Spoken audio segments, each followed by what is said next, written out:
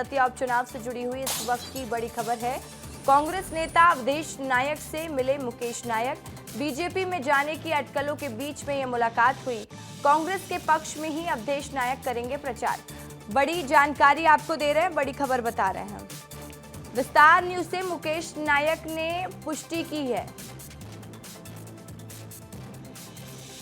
दतिया विधानसभा उपचुनाव में राजनीतिक गतिविधियां पूरे चरम पर हैं।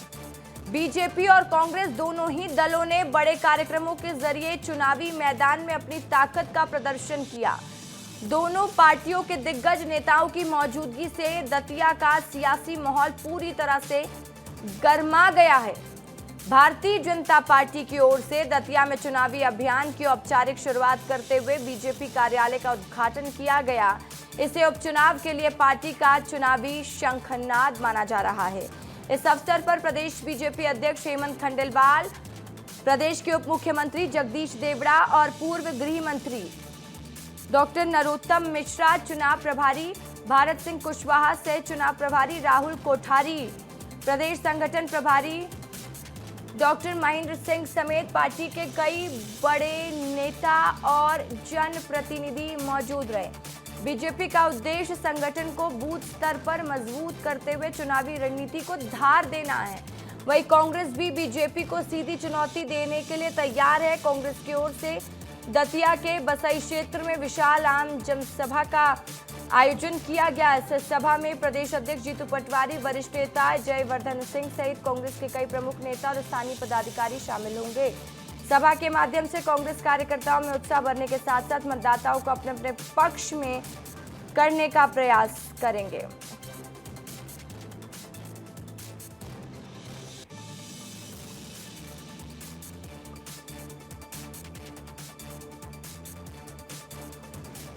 तो देखिए, आपको बड़ी जानकारी दे रहे हैं, बड़ी खबर बता रहे हैं। दतिया उपचुनाव से जुड़ी हुई बड़ी जानकारी है। कांग्रेस नेता अवधेश नायक से मुकेश नायक ने मुलाकात की है।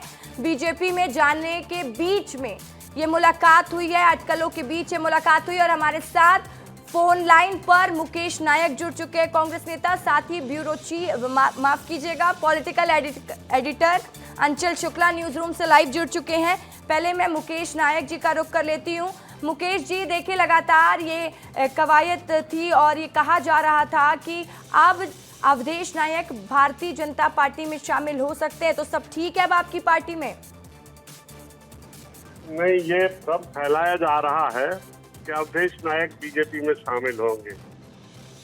वो बिल्कुल बीजेपी में शामिल नहीं हो रहे हैं। आज उनकी धर्मपत्नी जी का जन्म दिवस का कार्यक्रम था, इसलिए वो हमारे कार्यक्रमों में नहीं आए। 2 दिन के अंदर वो पूरी सक्रियता के साथ कांग्रेस का प्रचार करेंगे। और पिछले चुनाव में भी अंतिम क्षणों में उनकी टिकट कट गई थी, उसके बावजूद भी उन्होंने पूरी शक्ति और क्षमताओं के साथ कांग्रेस के उम्मीदवार का प्रचार किया और एक अच्छा उदाहरण रखा।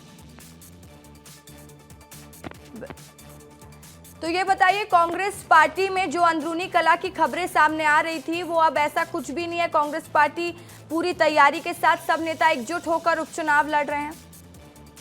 मुझे आश्चर्य होता है कि सड़कों पर सिर्फ फुटबॉल बीजेपी कर रही है और कांग्रेस की अंतरकलह की खबरें आ रही हैं। 14 घंटे हाईवे जाम है, कलेक्टर हेलमेट पहन के बयान दे रहा है, डीएसपी का हाथ टूट गया है, एसपी को चोट लगी है और बीजेपी दफ्तर पर बीजेपी के लोगों ने ही कब्जा कर लिया और कांग्रेस में आप अंतरकलह बता रही हैं। कांग्रेस में कोई अंतरकलह नहीं है, पूरी पार्टी एकजुट होकर चुनाव लड़ रही है और हमें पूरा विश्वास है कि हम अपने उद्देश्य में सफल होंगे। नायक जी, ये भी बताइएगा कि अवधेश नायक चुनाव प्रचार में कब से दिखाई देंगे? परसों से सक्रिय रूप से चुनाव प्रचार में दिखाई देंगे। चलिए ठीक है, बहुत बहुत शुक्रिया आपका विस्तार न्यूज से खास बातचीत करने के लिए। देखिए, हमारे पॉलिटिकल एडिटर भी हमारे साथ जुड़े हुए न्यूज रूम से लाइव है, अंचल शुक्ला। अंचल, आपने सुना होगा, मुकेश नायक साफ कह रहे हैं कि परसों से अवधेश नायक प्रचार प्रसार करते दिखाई देंगे और भारतीय जनता पार्टी में अंतरकलह है और बीजेपी कहती है कि कांग्रेस में दिक्कत है।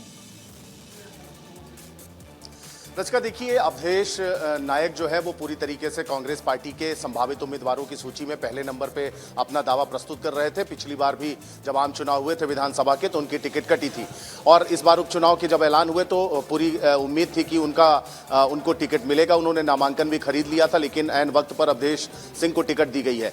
तो वो लगातार पार्टी से नाराज चल रहे थे। हालांकि प्रदेश अध्यक्ष जीतू पटवारी भी जब नामांकन दाखिल कराने के लिए दतिया पहुंचे थे 13 तारीख को, तो उन्होंने मुलाकात की थी, अवधेश नायक के घर पे गए थे। लेकिन उसके बाद आशुतोष तिवारी जो कि भारतीय जनता पार्टी के प्रत्याशी हैं वहां से, वो भी उनसे मुलाकात करने के लिए पहुंचे थे। अवधेश नायक एक ब्राह्मण चेहरा है, ब्राह्मण का नेता है वहां दतिया के, अच्छा खासा वोट बैंक है उनके पास, अच्छे खासे समर्थक हैं। पूरी उम्मीद थी कि वो नाराज चल रहे हैं और वो भारतीय जनता पार्टी में जा सकते हैं, क्योंकि वो नामांकन सभा में और नामांकन के दौरान भी कांग्रेस के साथ नजर नहीं आए थे। हालांकि वो बीजेपी के साथ भी नजर नहीं आए थे, लेकिन दोनों ही दल के नेता उनकी मान मनोबल में लगे हुए थे और पूरे कयास लगाए जा रहे थे कि वो अवधेश नायक जो है वो भारतीय जनता पार्टी में शामिल हो सकते हैं। लेकिन आज बंद कमरे में मुकेश नायक के साथ उनकी लगभग घंटों बातचीत हुई। उसके बाद ये बात निकल के आई है कि वो कांग्रेस पार्टी में ही रहेंगे, कांग्रेस पार्टी के पक्ष में ही प्रचार करेंगे और इसके वो परसों से चुनाव प्रचार के लिए निकलेंगे, ऐसा मुकेश नायक का दावा है। और आज तमाम कांग्रेस पार्टी और भारतीय जनता पार्टी के तमाम बड़े नेता जो हैं वो दतिया पहुंचे हुए हैं। भारतीय जनता पार्टी कार्यालय का आज उद्घाटन भी है और इसके साथ ही दोनों ही पार्टियों की अलग अलग सभाएं होनी है। तो कुल मिला के दतिया में भाजपा और कांग्रेस दोनों ने ही पूरी ताकत जो है झोंकना शुरू कर दी है। रसिका, बिल्कुल, बहुत शुक्रिया अंचल आपका तमाम जानकारी हम तक पहुंचाने के लिए।